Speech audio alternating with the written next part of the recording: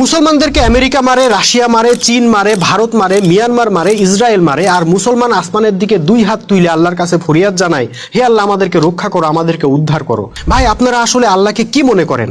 আপনারা আসমানে হাত উঠে কান্নাকাটি করবেন আর আল্লাহ আপনাদের কান্নাকাটি দেখে কনভিন্স হয়ে আপনাদেরকে উদ্ধার করার জন্য আকাশ থেকে ফেরেশতা বাহিনী পাঠিয়ে দিবেন, তাই না? কখনো না। আপনারা ঐক্যবদ্ধ হবেন না, কোরআনের বিধান মানবেন না, মাথার টুপির সাইজ নিয়ে মারামারি করবেন, আরবি উচ্চারণ নিয়ে গুতাগুতি করবেন, অপ্রয়োজনীয় বিষয় নিয়ে তর্ক বাহাস করবেন, আর তার ফলে নিজেরা টুকরা টুকরা হয়ে শত্রুর খাবারে পরিণত হবেন। তারপর মায়ের থেকে বাঁচতে আল্লাহকে বলবেন আল্লাহ আমাদেরকে উদ্ধার করো। আচ্ছা, আল্লাহ আপনাদেরকে উদ্ধার করবেন কি জন্য? যাতে আপনারা আবার নিজেরা নিজেরা মারামারি শুরু করতে পারেন।